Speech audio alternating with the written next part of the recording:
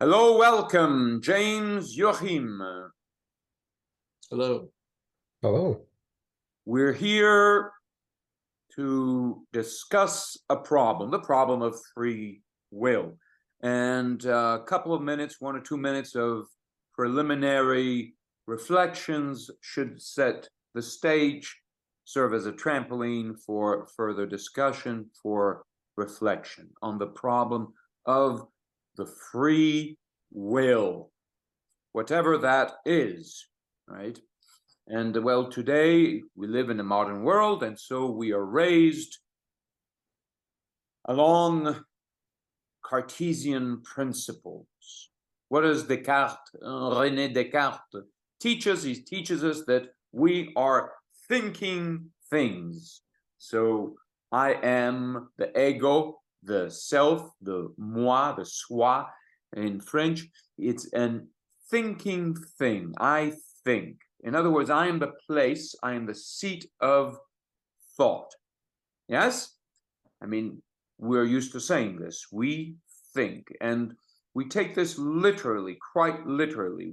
I am a res cogitans in Descartes' Latin. Now, it turns out to be, and this means what? It means that I have a kind of freedom that is, at least symbolically, at least formally, autonomous, right?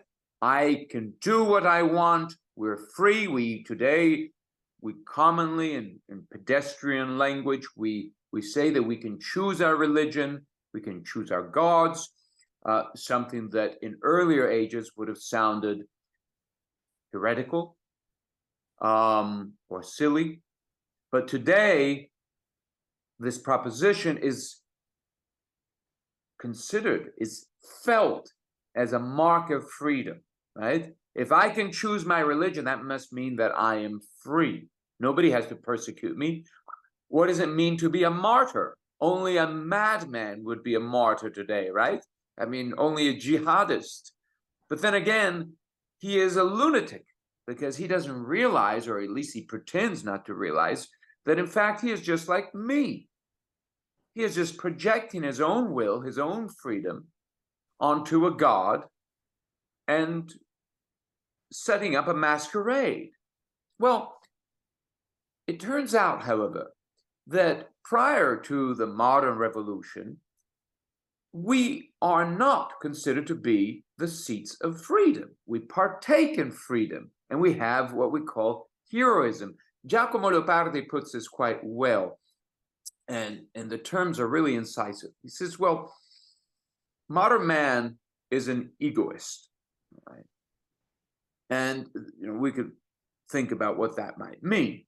And he's speaking in the 19th century.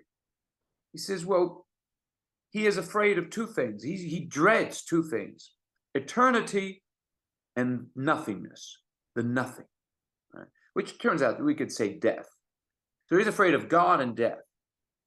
This, in a way, is to say that, why is he afraid? Because these two, right, these two problems, the problem of God, eternal being, and the problem of death, threaten his existence as, well, as a free thinking thing, right? Threaten his freedom, which is the present. So we are in the present, and yet we cannot live in the present because we are scared to hell. We're scared of the present. Why? Because the present is where you're facing eternity and you're facing death. So you must flee the present into these wishes, into these hopes that are projected into the future. So we always need these illusions in order to survive, to escape this fear, to forget our fear, our dread of eternity, authority, divine authority that sees us in the present naked, and death. We're exposed to death. Now, for the ancients, man, in common parlance for the ancients, is a kind of toy of the gods. He is a mask of the gods. Well, in biblical terms, he's the image of God. So he serves God. He is a martyr unto God. And the ancients in general, even the pagans, what we call the pagans, they died for the gods or unto heaven. They were martyrs. They were heroes, right? And well, we are not. We are not, because Descartes told us that God is just a nominal, empty shell that is there to justify my freedom. Think about deism, right? And so I'm not supposed to be afraid of God. And at the same time, death is going to be tamed by a new world, which turns out to be a machine, technology, or the technological world. It will tame death for me. It will make death, well, safe. I will no longer need to fear death because it's no longer dangerous. I just take medication and I don't have to feel anything, or I can postpone it. When technology sells me these little pleasures, these little carnal, earthly pleasures, a glass of wine, a film, right? A little bit of a pseudo-romantic or pseudo-sexual encounter. And all of these are little pleasures that distract me from the present. And technology provides all of this so I can live my life without having to worry about either death or eternal being. I am free. So that is how we're raised. We don't need to be heroes. We don't need to be martyrs. We cannot, in fact. We just need to rely on a machine that tells us that we're free. We are free as long as we abide under the machine, by the dictates of the machine, which shall set us free, just as the truth would set people free in earlier ages. So we assume that we're free. And yet we have a crisis of freedom. And this is where I wrap up this preface here to our discussion. We have a crisis of freedom because ultimately the machine tells us, well, you are free, so to speak. In other words, you can believe to be free. In reality, our scientists tell us that our so-called freedom, in fact, our consciousness, is the effect of certain forces, mechanical forces, neurological, physiological, psychological, sociological, historical forces, material, ultimately, forces that somehow produce this consciousness. Now, we can dream. We can have our freedom that is a function of these forces. So that's okay. We can dream, we can have our perspectives, we can have our opinions, we can enjoy our freedom. But science reminds us, modern mechanistic science reminds us this, yes, but keep in mind that your freedom is a function of mechanical forces, but the machine, the new machine, will keep those forces in check. So you don't have to fear them. You see, we don't have to fear nature, nature mechanistically conceived. You don't have to fear any longer because you have the machine. And the machine, although the machine tells you that your freedom and yourself is but a mask of mechanical forces, your machine will let you dream within a bubble of self-confidence, of self-certainty, and forget, in practical terms, nobody lives his life reminding himself, oh, shoot, I am just a mask of mechanical forces. We have to pretend to be free, right? So recently I saw a video, a clip on the internet by some French professor who says ultimately, well, are we free? Is our will free? He says, well, no, because it's determined by so many forces that we don't know. So how do we solve that problem? Well, he says, well, you have to proclaim that you're free. Yes. And by proclaiming that you're free, act of the will, Nietzsche, you think of, the power, the triumph of the will, for Leni Riefenstahl, the Nazi. So by proclaiming that you're free, in that proclamation, somehow you are free. In other words, you can pretend to be free. So we're all pretending to be free. You see? Yeah. That it is can be somewhat of a problem for anyone who is still in any degree open to reflection. I mean, it still is a problem, and I can't see how to escape it. I mean, we can speak casually about, or even dismissively, of the mechanistic nature of the universe and how things do seem predetermined, but they didn't come to that conclusion accidentally. They think that because, I mean, we do seem to live in a very mechanistic universe where cause and effect are the rule of the day, and it's very hard to say why we should be separate from that. Or, Well, yes, I mean, yes. it seems to just be like a claim, but I agree that that doesn't mean that there is no free will. I was just reading Schopenhauer, and he says something like, you know, we are trapped in a causal system, like that's the inevitable way we perceive the world, but there's potentially, you know, there is a world that transcends that, where we have freedom and where we kind of chose this whole life, this whole will that we have. But even he doesn't deny the mechanistic nature of the universe or our mechanistic role in it. They're Absolutely. just, yeah, but I'm wondering how we would, if we were to embrace that aspect and say, like, yes, we are just machines in a way, but in another way, like, where is this will, and how do we acknowledge it? How is the best way to bring it to light? Right. How Right. would you make a society that caters to that? Would it be one that has no anesthesia? Would it be one that has a very strong religion? Like, would that make it better, or would that just be a kind of forced pathway in which to channel these thoughts and ideas? I mean, is there any organic way to achieve a society that would acknowledge the transcendent will? Right. Joachim, do you have some does James elicit thoughts? Well, I missed some of the introduction on account of non-mechanical authority and necessities. Okay, yes. So Okay. So when I'm you just disappear, dropping back in. okay, so when you disappear, you cannot hear. Well, I heard some of what James said. Okay. And Right. you know, not having read Schopenhauer, I don't have much to add in particular now. Okay. But I can follow. I can follow. Well, Schopenhauer is accepting that mechanistic well,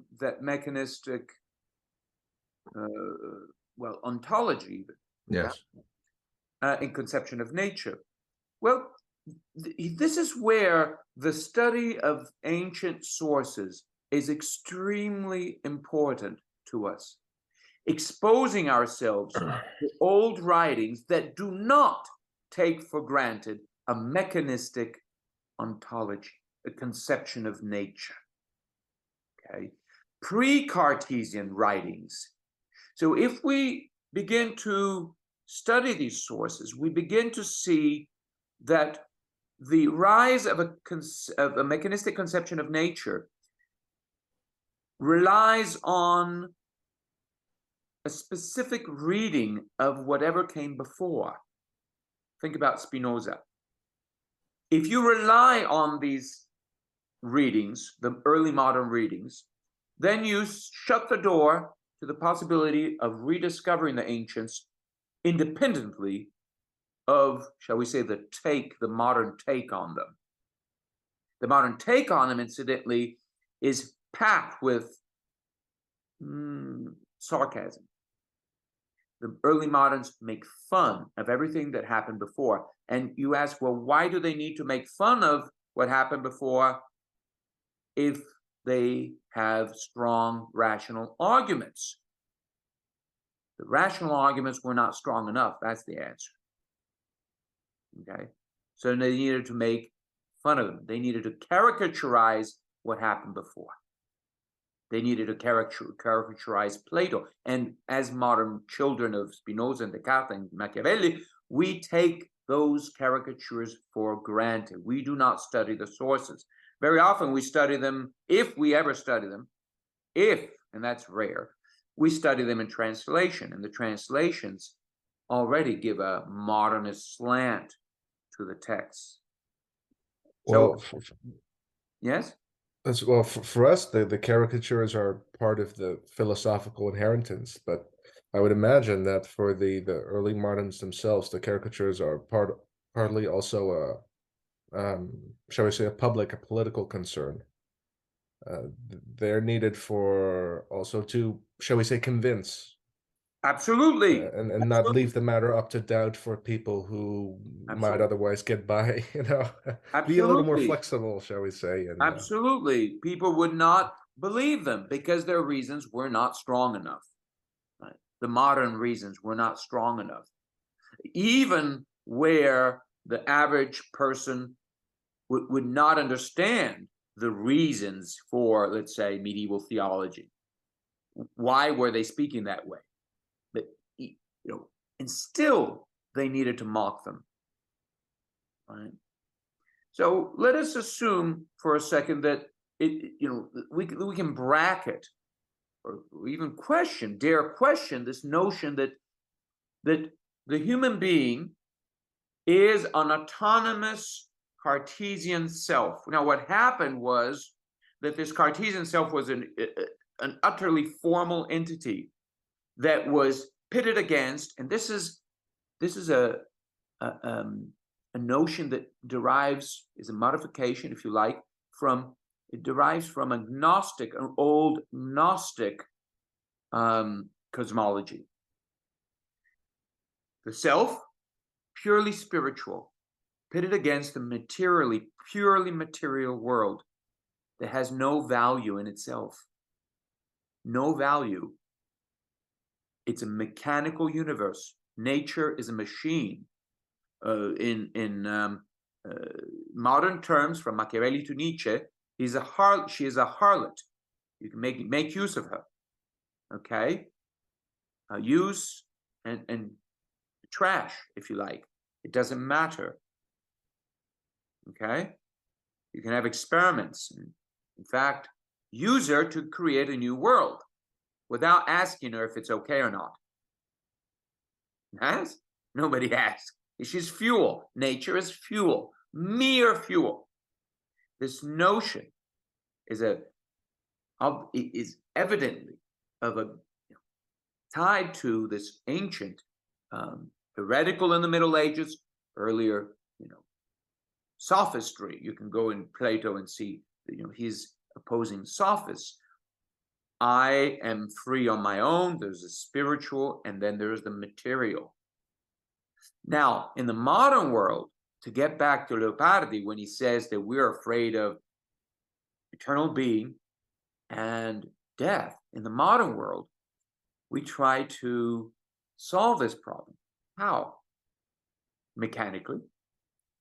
First of all, we see that with Descartes, we split freedom, the autonomous self, right? Look at Kant, Immanuel Kant, who will systematize this point. And then the material nature, the mechanisms of nature.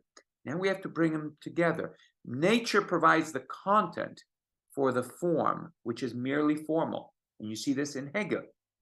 Hegel's notion of a history, right, that unfolds is predicated on this division. What you have now that you've set the stage on this theater, modern theater, what you have now is the self that is eating up the world. The world is dynamic, and he has to bring the world within himself. So there's this synthesis of world and, so matter, res extensa in Latin, and res cogitans. The res cogitans will transform the material world will transform, and together they will form, they will constitute, they will forge, they will produce a new world, a realm of freedom, which turns out today to be a new machine. We have no longer fear or need to fear God, eternal being, who is the eternal seat of freedom, we could say, and death, because death is tamed by a viper of God, a kind of viper of God. Yes? I mean, think about Protestantism. Every one of us has this feeling of God is linked directly to God. We don't have to go through the fathers, the patriarchal setup system, right? So we have this link. So I, myself, my ego, is a kind of vicar of God. And well, I have to, however, invest myself in the creation of this new freedom. I have to change the world, right? We're all here to change the world, right? And so we are here to explore the world so that we can bring the world into the constitution of this new society, technological society today, technocracy. Would that make us a kind of a vicar caretaker, perhaps? Well, you see, God is just a justification for our doings. Think about the capitalist, Protestant capitalist, who says, you know, it goes to church on Sunday and says, God is so great. He gives me so much success. You see, now during the week, I will be a staunch Machiavellian.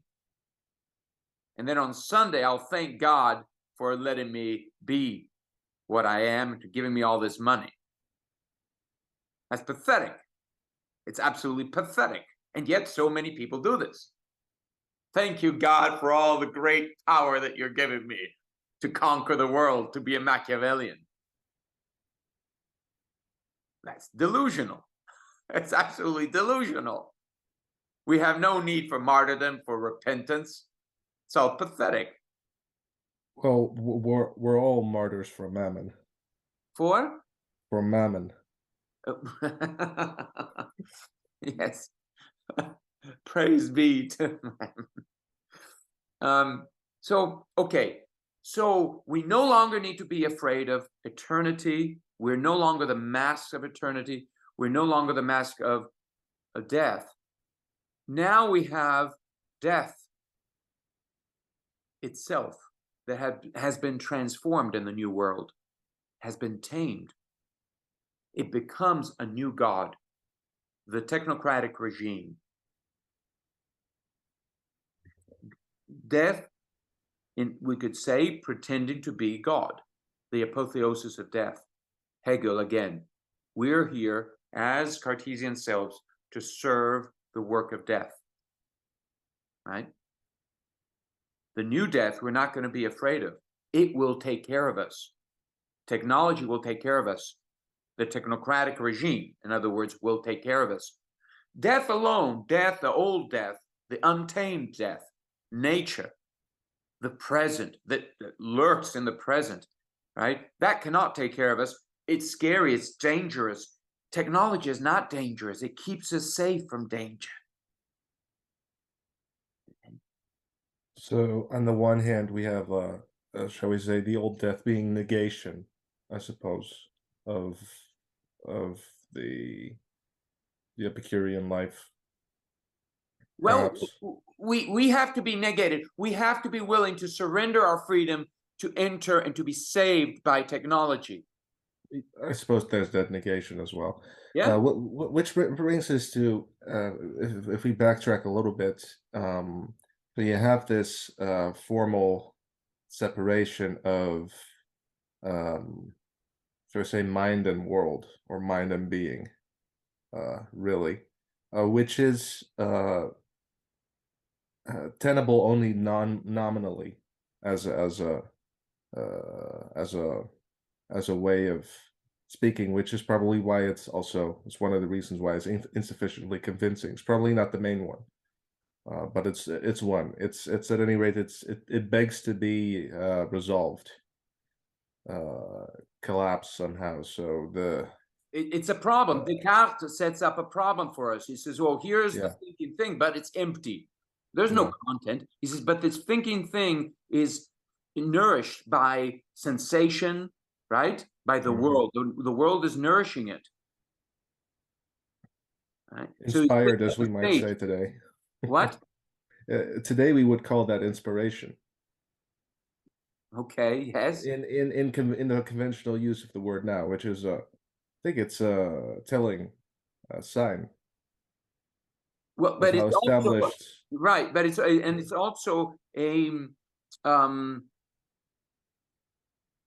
the way we convince ourselves that we have perspectives, because our consciousness is being determined by external forces, right? Yeah. These will essentially define our consciousness as a perspective among others. So you have your point of view, I have my point of view, right? So we're all perspectivists. And that's why we could say that God is safe, because we don't care about truth or God in itself. We care about God and truth relatively to us, for us. At the moment. Well, they're useful. Right? So we're no longer afraid of God. I went to a Catholic church not too long ago, and the guy says, the priest, the pseudo priest, the modernist priest says, you know, how is it that we have in the ancient testament this God who is scary, he's God of fear, and then we move on to the God of love, everybody loves each other, and so forth. How is that? Because we have people had evolved. They've evolved. They're no longer afraid today. At least he's trying to make sense of it. Well, he said, I have a theory. Okay, he's got a theory. I mean, the priest had a theory of evolution. Hell. And did you mean that in a positive way? Like people had evolved for the better? Like they... Oh, yeah. Oh, yeah. They were only tribal Hebrews, and they needed the God of fear. But then we had evolved in 1,000 years, and then all of a sudden we need just a God of love and no need for... That's baloney.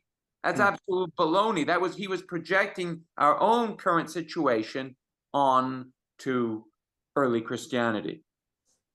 Yeah, I mean that even if the current situation is very nihilistic, I feel like it was come about genuinely. Like it's something that we were inborn, like we were born into society in a way that someone in ancient Greece would be born in their society and genuinely feel that movement of the spirit whenever they saw a pagan idol.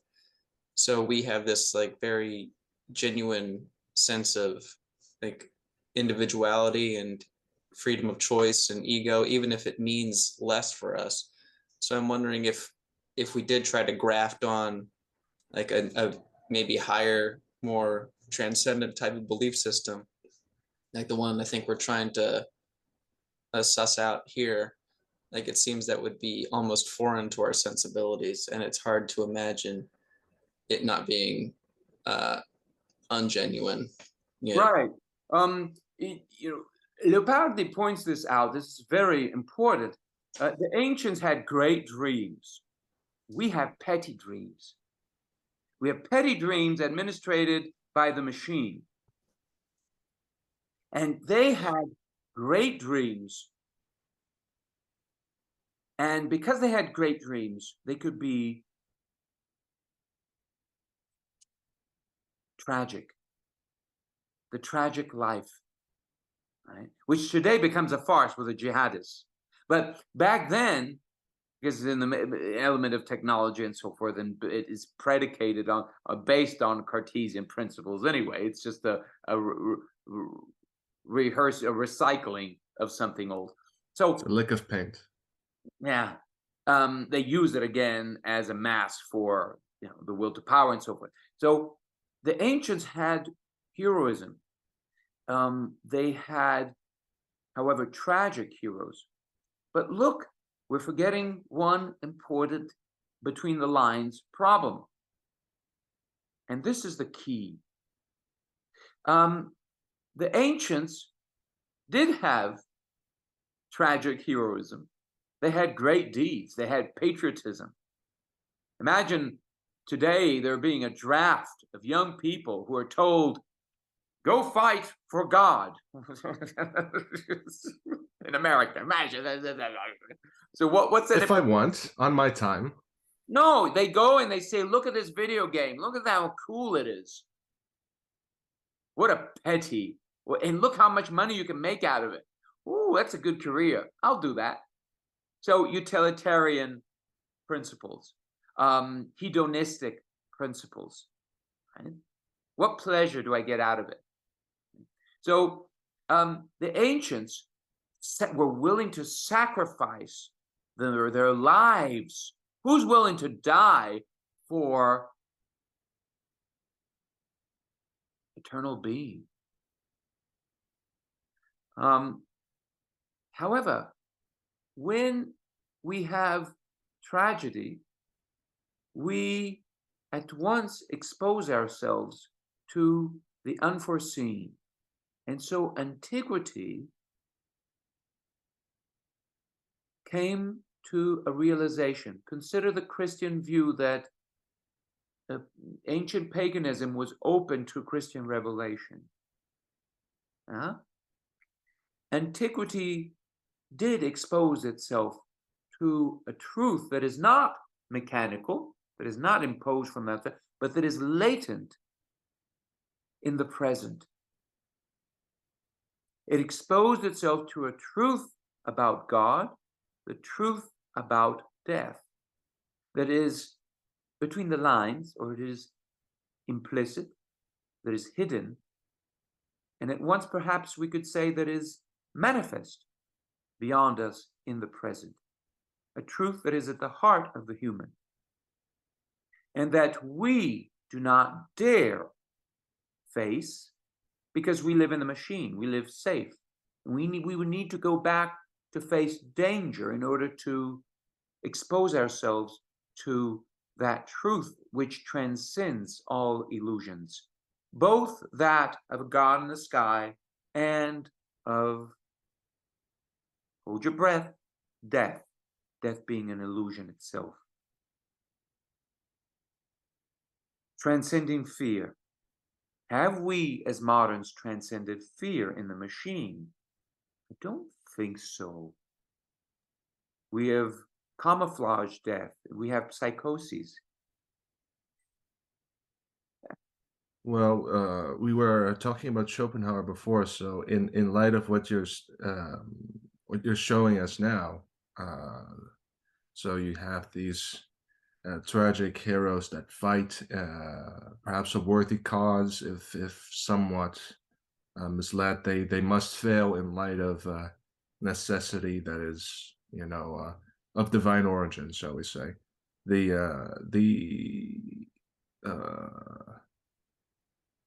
high modern opposite pole, I guess, would be, or parallel would be, if I may call it that, not the Asherah fighting the gods in heaven, so to speak, but the man willing a fight in the context of nihility, so it would be Nietzschean. The Nietzschean plight, that would be a modern tragedy, closest thing to it. Well, Nietzsche did not give up, in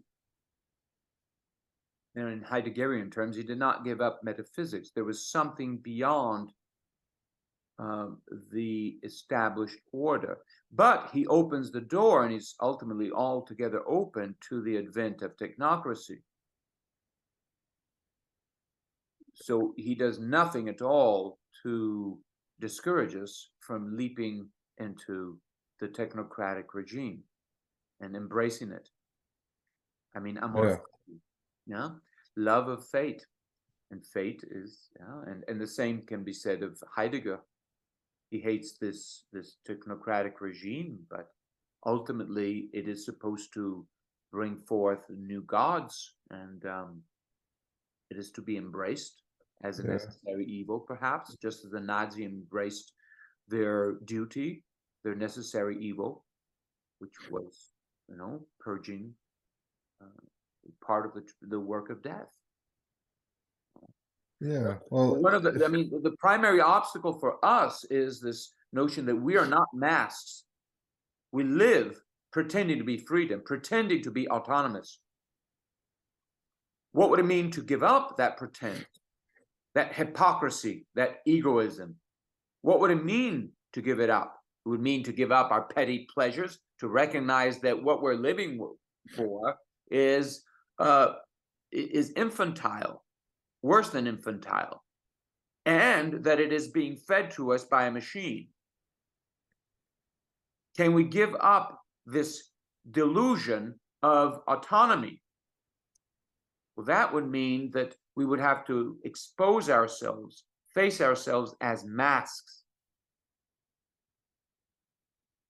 camouflaging problems.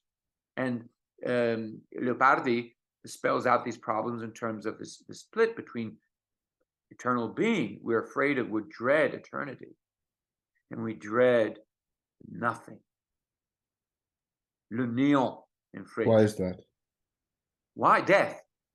Or Because it eternity for that matter. exposes, it destroys our sense of certainty. God's will destroys our own in the face of God, direct, right? It burns us out. We're nothing. And we're nothing in the face of death that overcomes us. And so we have to, feed into this new world that will keep us safe from these two fundamental problems.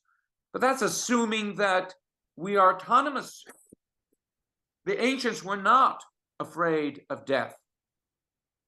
I mean, Achilles, right? The Homeric heroes. But you don't have to, how can you become Achilles today? You would have to turn into a jihadist. Well, I was going to say, right? So you have this higher will that burns you out. Well, you can also acknowledge that and grab an AK and start shooting, right? That's what I was gonna.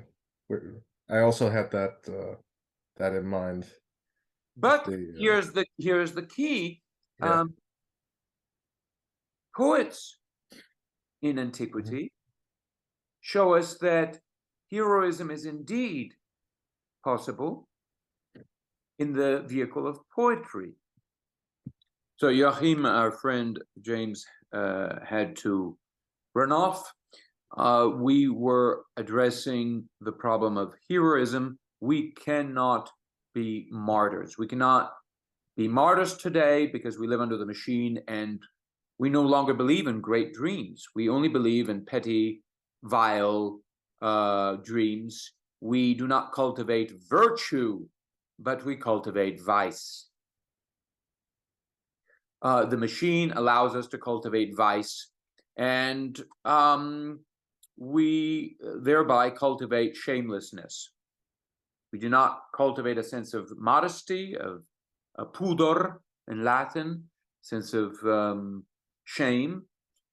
We cultivate shamelessness, and we use the machine to conceal our own vices. In private, or at the most, we might see them as these vices as stepping stones towards a future where perhaps there may one day be semblant new gods, so to speak. So shame and virtue may one day return. If now, yes, well, if they return, but they must return in virtue of the machine. It is the machine that will put everyone to shame. It will expose. You see how they're exposing Hollywood stars, yes? Their private life. Oh my goodness. Yeah. So it exposes and shows the depravity of people. It shows how bad fathers are. And then once it shows how bad fathers are, it shows because fathers have been fed into the machine to begin with and invited, driven to devote their lives, quote unquote, devote to vice. Now it exposes them. Now, once you expose the father as a vile creep, it's easy prey. The woman is an easy prey, and when you have exposed both parents as vile creeps, as insane, the children are dead meat, and so they see absolutely no alternative to the machine.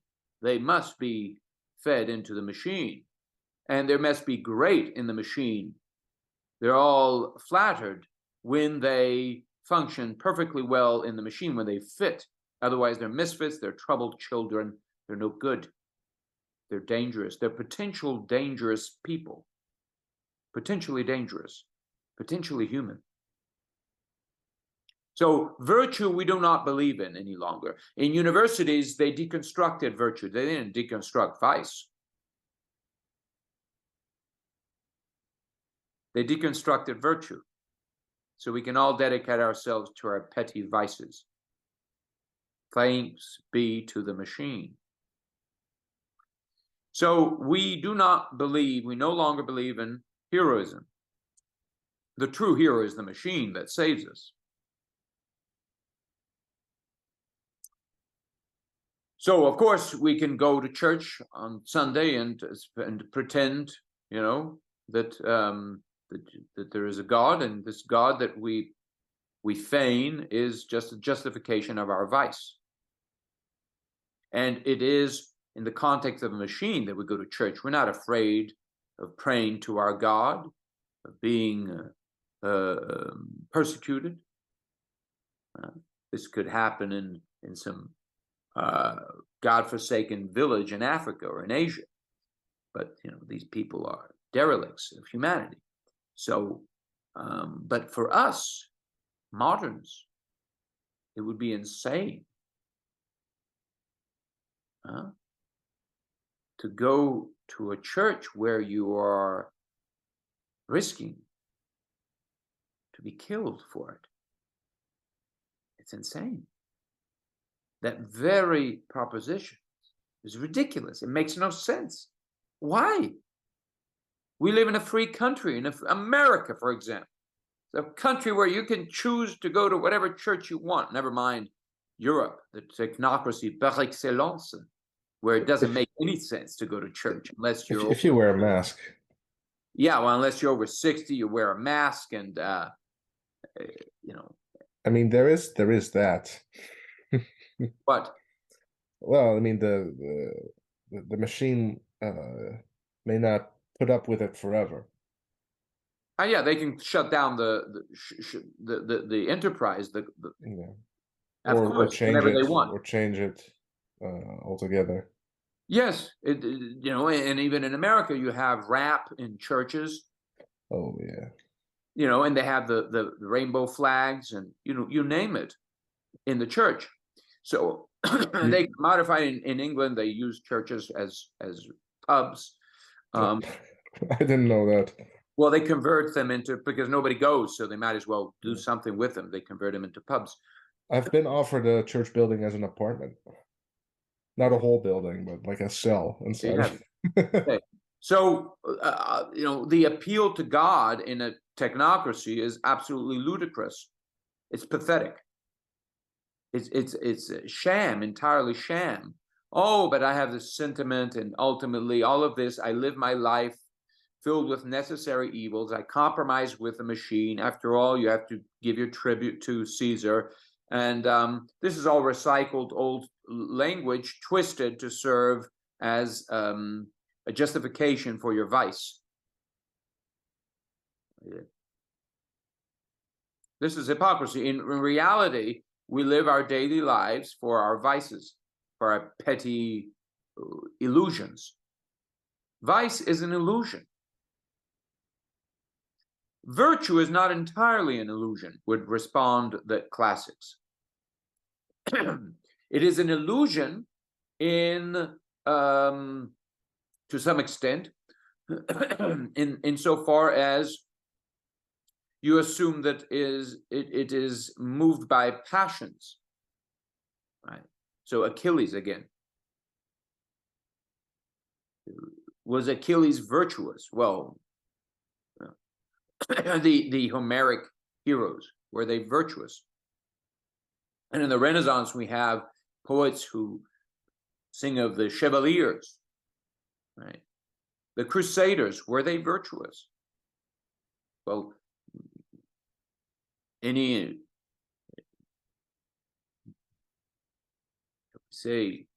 sensible writer will tell you that no, they were deluded, but not entirely. And this is the key, because in their delusion, they expose themselves to danger, and guess what? Truth hides in danger. It does not hide in the safety of our prisons of vice, our cells, our cocoons of vice, forged and sustained by our new machine. Truth hides in danger. And so the ancients exposed themselves. Consider the Middle Ages, where monks whipped themselves to deny themselves. So this notion of denying yourself, you are nothing. But today you must love yourself no matter what. And even the Gospels are used to convince everyone that we must love unconditionally. That's not what the Gospels say, and I refer back to my articles on my article on the Good Samaritan, for instance. That is the opposite of what the Gospels say. Not unconditionally. There is a very, very important condition, strict condition. You only love God. And if your neighbor abandons God, if you're to the extent that your neighbor betrays God, turns away, turns his back to God, then he is no longer lovable. And the same, of course, applies to man. Man is not lovable at all. What is as man is lovable only insofar as it is the image of God. So you love God in man. That's all. But today we have overturned the Christian message, and we have turned it into an absolute farce. And this is all, of course, very fitting, because we are serving the machine. So, heroism. Can we be heroic? Absolutely, say the poets, but not in a deluded way, unless you want to end up as a jihadist, in which case you are an absolute farce. You're heroic in the respect that the poet is the real hero. He is a hero in the element of the logos. Again, as Paul put it, it is not I who live, but the logos who lives in me. He is a hero in the element, not himself. The logos is the hero, right?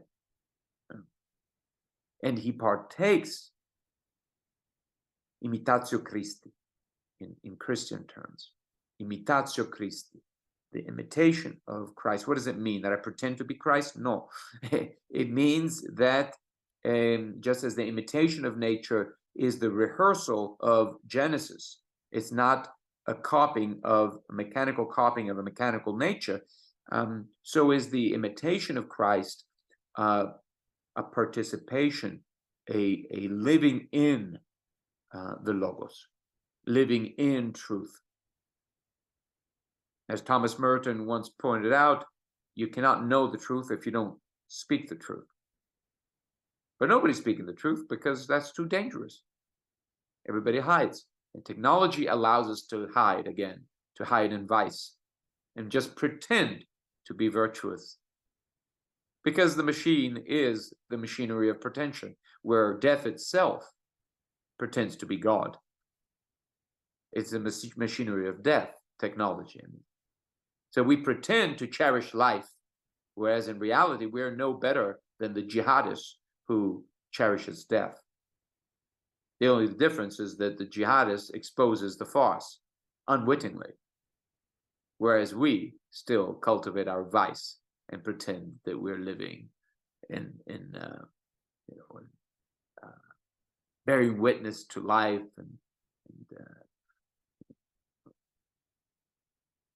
we're the lovers of life, without having to ask to what extent our setup, our convictions are reliant or on or stem from a Nietzschean conception of life as will to power.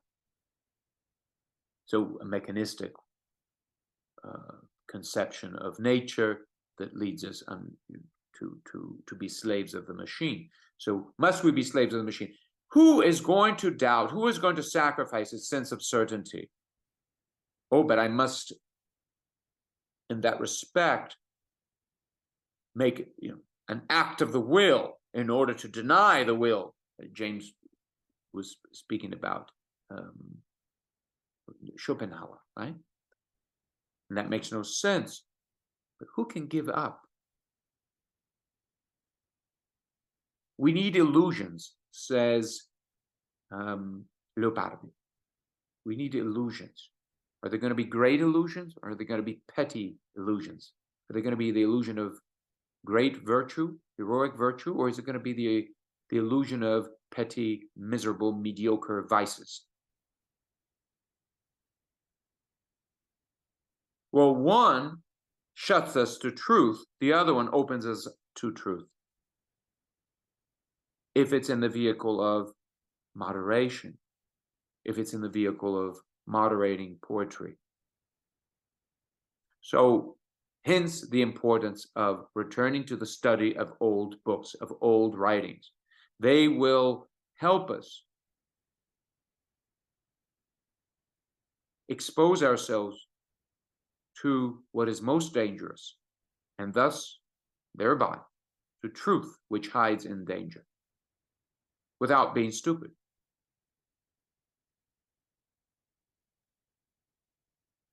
So James's answer, the answer to his question, how can we not, is in the study of the classics. But we don't, because we cherish our vices. We are little brats, and we are shameless, and we rejoice in shameless. We are devoted to shamelessness. And those few who, maybe they're going to be more, who reject that vision, they do so violently, as jihadists, fundamentalists, right? Because they want to cover up their shamelessness, their vice, through an act of the will. If you want to be Christian seriously today, you must be a fundamentalist. You must take it literally, physically. You must be nuts. And this way, you can conceal your own vice and pretend to be doing the work of God.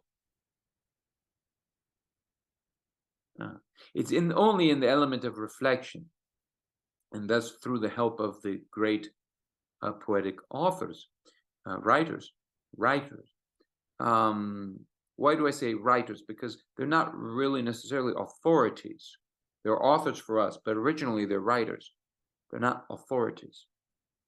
They're moderating, they're mediating. They invite modesty. They're not authorities. They're not philosopher kings. You understand? So they're vulnerable. They're exposed. They could be censored. They're not trying to establish a world on their own basis, on the basis of their own authority. You see? They're just moderating. They're the writers. They're not the authors.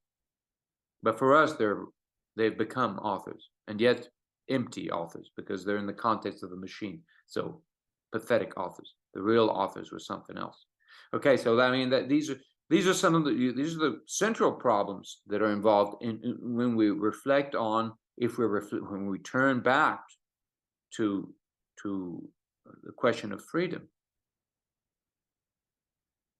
are we free autonomously? And modern science tells us that freedom is a delusion, and that we should rejoice because the modern machine grants us that delusion. And that delusion ultimately is a place of vice. So to be free is to be a place for to cultivate vice, really. Consider the attack of the jihadists, recent attack of the jihadists in Israel. They attacked not a synagogue. Where did they go? The Israelis who were mostly in the kibbutz, who were attacked, were mostly attacked where? Well, to some extent, private homes, not in synagogues, right? They were not meeting, they were celebrating, right? Celebrating life, they say, right? Celebrating life. And where were they? In the rave party. Rave party, all these girls dressed as harlots.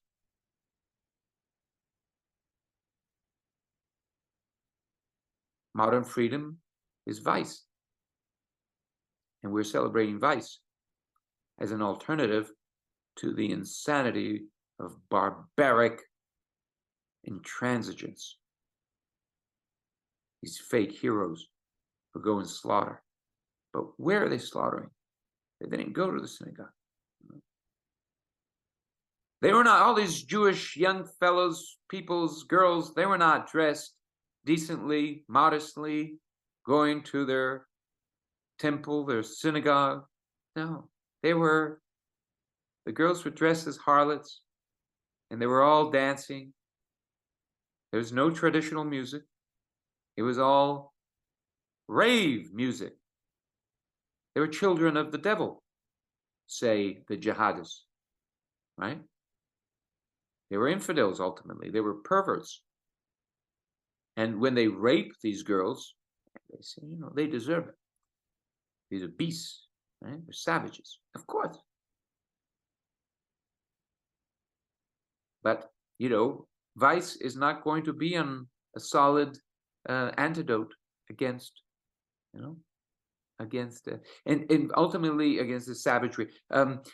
Ultimately, vice is serving the machine. And so, as I pointed out, yes, Joachim, this whole war escalation, is feeding into the machine. The machine will ultimately, and the machine is an international entity, global entity, will have to take over. These Israeli are just pawns of the machine. The young men and young women of Israel, and I'm not talking about the wacko fundamentalists, and I'm not talking about the few who are reasonable, decent people. I'm talking, and they're simply reflecting the Western world in general, which is to say the modern world. Most of them are just feeding into the machine, as are the jihadists, of course, with their pretension. We are serving God, and nonsense. Nonsense. It's all businessmen, Hamas, and all. They're all, they're in these suites with all of their prostitutes themselves. They're all whores and pimps, and it's pathetic. It's pathetic. So they're all in the same boat, really. You don't want to feed into the machine? James says, well, how can I not? Well, you have to give up your vice. But you don't want to give up your vice that is your freedom. Well, good luck with that. You're the slave of the machine, my friend. You're a slave of the machine. You don't want to study, you don't want to, expose yourself to the ancients. Good luck with that. You're dead meat. Dead meat. And we're all heading for universal collective suicide. Wonderful.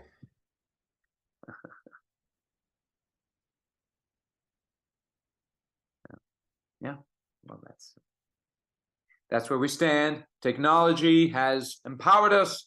It has allowed us to have this great communication, and in fact, it has turned us into zombies. It has promoted universal zombification and the death of all communication.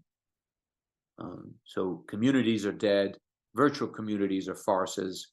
The only conferences that are held are entertainment. They're places where you decorate vice, where you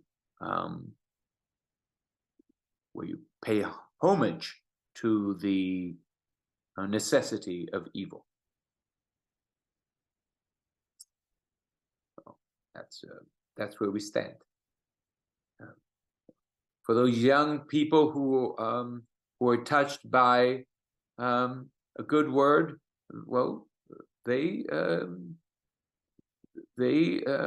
then thereby exposed to this challenge, right?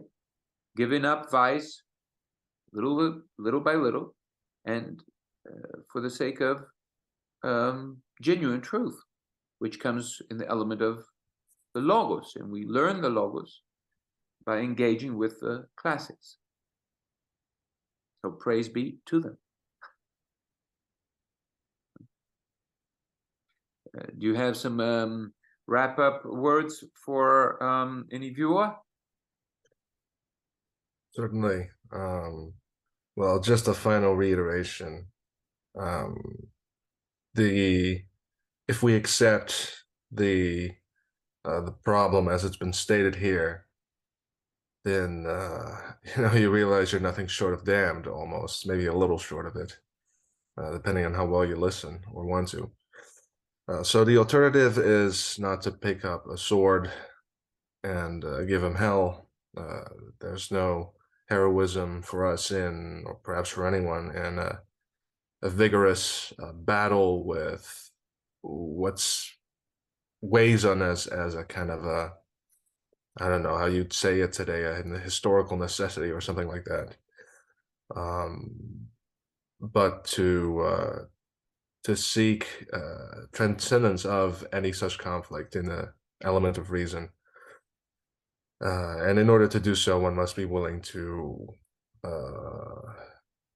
well, release one's vices. Not in the sense of indulging them, but Give up. letting go of them, yes. Give up. Yes. What would be let a go of final? everything. Joachim, if I may open up a little Certainly. Gospels parenthesis, let go of everything. Let go of mother, let go of father, let go of all ties. In other words, all masks, all pretense. Yes? The gospel is about bearing witness to truth. It is not about picking up arms and fighting. Yeah. Or convincing people of your beliefs. It is not about dying for your beliefs. That is utter garbage. I recently, in an Orthodox church, I heard a priest, pseudo priest, say that, St. Catherine died for her beliefs. Nobody dies for his beliefs. That's a farce. Right?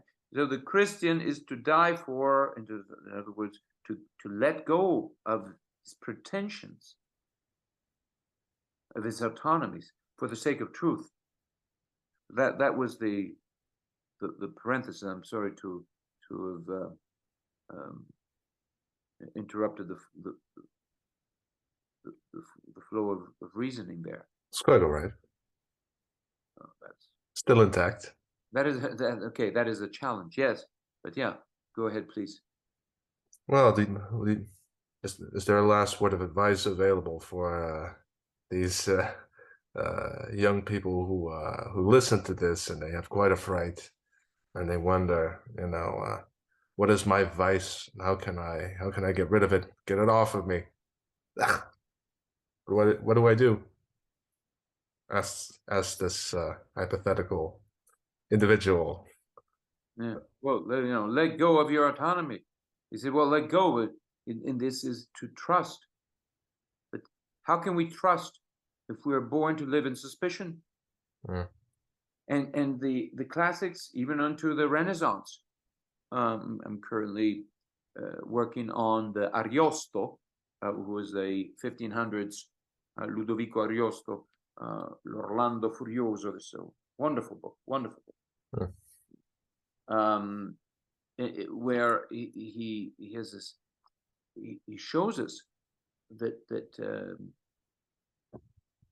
he invites us, he encourages us to give up our suspicions.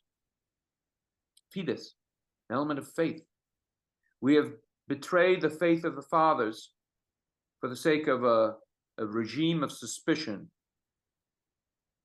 under the pseudo authority of a machine. Machine makes us suspicious of one another. The self-fulfilled prophecy with James says, well, how can we not be that way? Well, how can we not be wolves among wolves? How can we not live in a Hobbesian world? Well, we accepted the machine as our authority, as our new father. So there's a war between father and machine. We don't trust our father.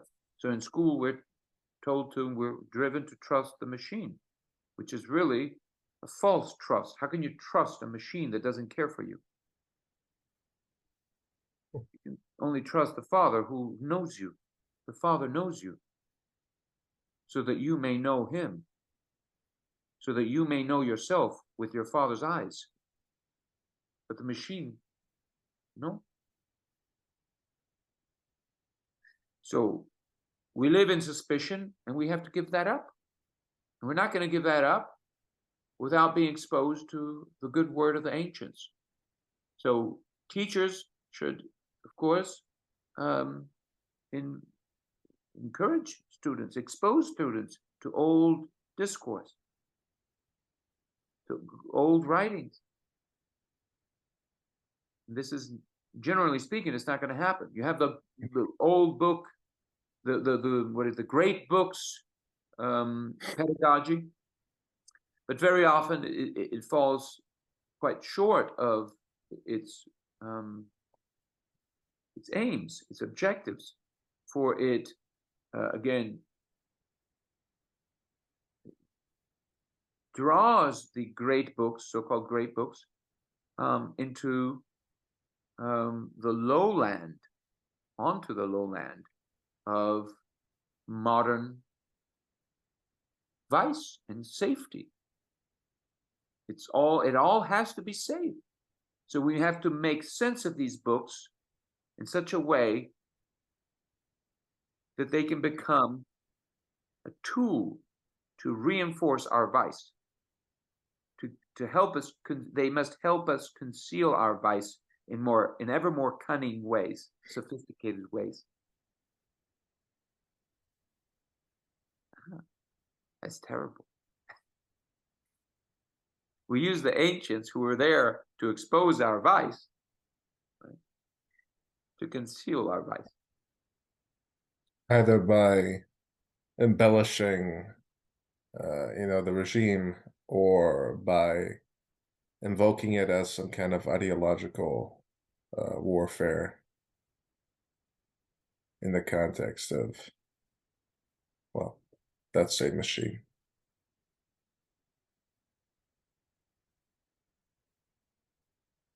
Well, there's so many ways in which we can use the ancients to keep up our own farce. Yeah. We can analyze aspects that are trivial, aspects of a text. We can relativize everything. We can talk about perspectives, his perspective, that perspective, how they were influenced. We could make up questions and ask if they were feminists or not, if they believed in gender equality. We can make up all kinds of questions that conceal their voice. We can speak over them. We can also analyze the text to show that our ontology, our mechanistic ontology, is correct. Mhm. You would have to read them platonically, but nobody reads platonically. You'd have to read them as a Yeah. Christian. Nobody reads as a Christian. Hell, priests Even don't. So- right, you might mean to even. Oh, well, you might persuade yourself that you're a Christian. You want to be a Christian. You want, because being a Christian is a great label to conceal your vice. If I'm a Christian, that means I'm good. Or I'm potentially good. Right? So if I go to church, it makes me look good. If only in my own eyes, I can pretend. Well, sure, but even if one engages earnestly, it's not an easy job. Well, what does it mean, earnestly? Earnestly, it's my choice. Mm, I am shall we earnest. say, You without know, yeah. that this. Yeah, it's. I suppose I see what you mean. Yeah, there is a fundamental preoccupation that one would have to address. Myself, this in the Yeah. 19th century, this was brought out, and we've quickly concealed that, covered it up. The death of God. What does that mean? It's all about God for me. Not Rudolf Otto's work on the, the dangerous mystery of the divine, right? That's out. And that was romantic, that was packed with deviances. But at least you said, well, pointed out, well, wait a second, the ancient God was scary stuff. But then again, now we have encapsulated that in the evolutionary, as the priest pointed out. He has this theory that we move from the scary God to the goody God, the soft God, the gentle God of civilized people who don't believe in danger. They believe in safety, universal safety, and we all love each other. And then at some point during Mass, everyone's called to turn to his or her neighbor and greet. And Yeah. how do they greet? It used to be that you hug, then they moved to the hand. No one used to shake hands. Now we don't shake hands because that's dangerous. So it's this. Yeah. You're face to face and you greet each other. Hi, I am from Earth, planet Earth. Hi, I am from planet Earth too. And yet you're face to face. You do not dare because you're dangerous unto one another. You're a virus because you are a place of vice. Yeah. And if you meet another place of vice, you might expose each other as vice, because vice has to remain autonomously private. So we have to pretend today to be Christians so as to best cultivate our vice.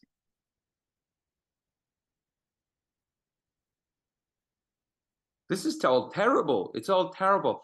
But the nonchalance with which we survived, we linger into vice, is fascinating. This is zombification. Nothing means anything anymore. It's just my choice, your choice. It doesn't matter. God doesn't matter. Nothing matters. Only my petty vice matters. And the machine supremely matters. But that is just death. It is the nothing. Except for the fact that it's a nothing that pretends to be God. It's deified. So we stand for the apotheosis of death. We can complain and we can continue complaining, and the complaints become another mask of vice. Right? We can complain and then assume that our complaints, go online and complain, for example, that will cut us a piece of the pie of salvation, of eternal life. That will redeem us. That will justify our vice. Then we can go back and go try to steal some money from other people and become rich, or simply indulge in our petty vices. glass of wine, a cigar, a film, a meal. I mean, how petty can you get? What about ancient heroism? Go out there and fight the windmills. Who is going to go out there and fight the windmills? Where am I going to get my sandwich from if I destroy the windmill? Wait. I have to finish my sandwich first, right? Yeah. Oh, but then I have another appointment with the dentist. Mhm. No, the 19th century was mocking these people, and yet today, you know. So read the ancients. That's the only way out. Yes, that's the only way out. Well, perhaps a conference on suspicion and faith might follow. Faith versus the regime of suspicion. Amen.